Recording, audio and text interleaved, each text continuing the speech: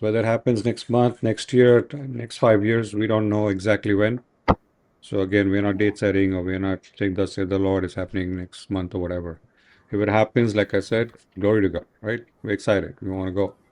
But till that day comes, right? Like Apostle Paul says, there are a lot of events that have to take place to confirm that day. So till that happens, till we watch and wait eagerly for the return of the Lord doesn't say to sit back and relax and, watch Netflix and eat popcorn. He says there's a work to be done. So when there are people who are like, you know what, I'm ready to go and I'm prepared and my heart is right and my life is in order and, my house is in order. Well, it's not yet time to leave. There are billions of people that have not received the gospel. Even Christians don't actually fully understand the gospel. So they just say the sinner's prayer and then they step into a church and they say, oh, I'm saved and I'm good to go. So there is a work to be done to share the good news, to share what Jesus accomplished on the cross for us, and to share it with families, friends, neighbors, strangers. And this is by the will of God, it's by the leading of the Holy Spirit. We cannot turn religious and start to force the gospel down people's throat and be obnoxious about it. And that's why a lot of people get turned off and turned away because people want to, just be aggressive about sharing it. It has to be by the Spirit, it has to be gentle, it has to be powerful, it has to be a witness of who Jesus is. So we must get to work. We do the work on ourselves. We prepare ourselves, our bodies, our lives, our emotions, our relationships. We put in that hard work and we feel, okay, now we're getting ready and we feel we're prepared for the return of Jesus. But the Lord says, not yet, because there's a work to be done. It's the work of the gospel, the work of being faithful witnesses until the end. So there's no time to relax. There's no time to just, kick back and say, okay, I'm ready to go and let's get on with it. We need to have that's an assignment that needs to be completed in all of our lives. And a lot of people say, oh, that's the pastor's job and that's the preacher's job. The evangelist is supposed to do that. No, Jesus said what? He said, you shall be my witnesses unto the ends of the earth. What is that scripture, Farah? You want to take that scripture? Yeah. So Acts 1 8, but you shall receive power when the Holy Spirit has come upon you, and you shall be witnesses to me in Jerusalem and in all Judea and Samaria and to the end of the earth. So, even as a new believer, when I read this after my water baptism and um, was attending church regularly, this was something that the Holy Spirit quickened within me. And definitely, that none of us can really go to Jerusalem and Judea and Samaria and then to the ends of the earth. That's not what God is literally saying. But we need to find our own Jerusalem, our own Judea, our own Samaria around us. So it's our own home, first and foremost, being a witness in our own home, then our neighborhood, our surroundings, our workplaces, wherever we do life, and then, of course, extended relatives, because when the father's love, when you're full of the father's love, you carry his burdens, you are able to understand his burdens, and his burden is to seek and save that which is lost, no, that no one should perish, all should come to the knowledge of the truth. So you feel compelled within your spirit, the Holy Spirit does lead you. And being a witness doesn't just mean to preach. Being a witness means you literally have to live it out first. And if it is not in happening in your own life, how can you be a witness to somebody else? A simple thing like sometimes when I get a cold congestion, there is in India, we there is this tablet called chest and cold, and that works for me very well. As soon as I have that, that settles the congestion and I'm able to speak and go about well. So if there's anybody else who has a cold congestion, I immediately recommend the same tablet to them, that look, this tablet helps me a lot, so maybe you could try it and feel better with it. So simple things like that, or even a fruit, let's say a mango, if I somebody cuts it and gives it to me and says, take, eat, it's very sweet, I have not yet tasted it. How will I know that it is sweet? How can I tell somebody else it is sweet? Until and unless I taste it, I do not know whether it's really sweet or it is sour. Because a mango is such a fruit that until and unless you don't taste it, you really don't know whether it's good, it's sweet or it is sour. So same way with the Bible.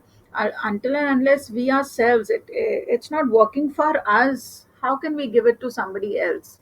So wherever we do life, we need to show Christ and live Christ and make Christ tangible. So, in the smallest of details in our home, in our day to day life, when we talk to Him, when we build our relationship with Him, and we see Him come and help us, He literally does help us in the smallest of things. And there's so much favor and there's so much grace. So, these small testimonies of our day to day living, when we go and we share it with others, then we can prove to them that yes, Christ, first and foremost, is alive and truly He loves us. That is why He takes interest in our lives and He cares for us, and He's here. If He's done it for me, He will do it for you also, right? So it's for us to also, when we pray, the very first sign of love is to pray. If you truly love somebody, you will definitely want to reach out to that person. A simple thing like, in Mumbai, always the roads are dug up, and we do not know when which road will be dug up, and then once it's dug up, it's just left by the workers. It will take some time. Sometimes it may take a week, sometimes it may even take a month, even 3 months for that road to be done up. So it then there's a lot of traffic jam, and then it wastes a lot of time. So now when we are all traveling, all my kids are grown up now, each one has their own bikes. So if any one of us has gone ahead, like if I have gone before them on a certain road and it's dug up, then I will call them up, or my husband, he will call them up and will already caution them, look, don't take this road, go from the other area because this road is all dug up and you all will get stuck. So why do we do that? We tell somebody else is because we love them, we care for them, we don't want their time also to be wasted, right? So in the same way with God, same way with the gospel, when you love somebody, the proof of love is that you will want to tell them, look, don't go this way, there's a ditch ahead, you'll fall, you know, something wrong will happen to you. So we want to reach out. So how much more with the gospel of Jesus Christ? How much more where it's about eternal life? How much more we need to reach out?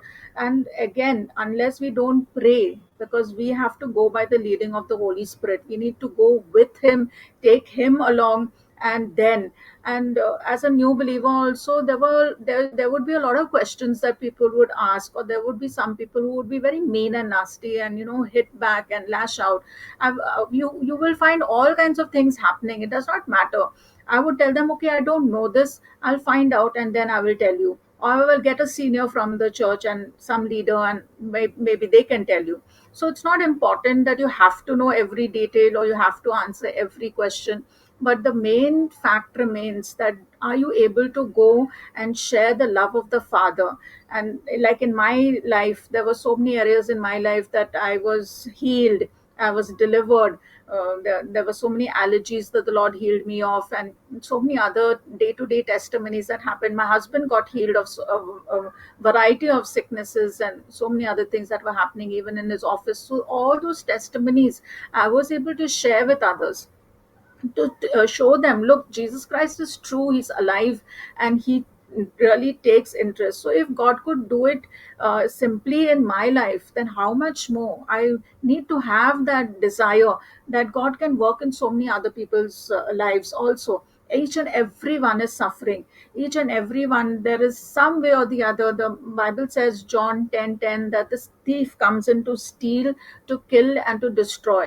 So you always find that in every family. It doesn't matter whether we are financially well off or not, or have everything in life. That's not important. Every family you'll find there are problems in relationships. There's no peace in the house. There's sickness, disease.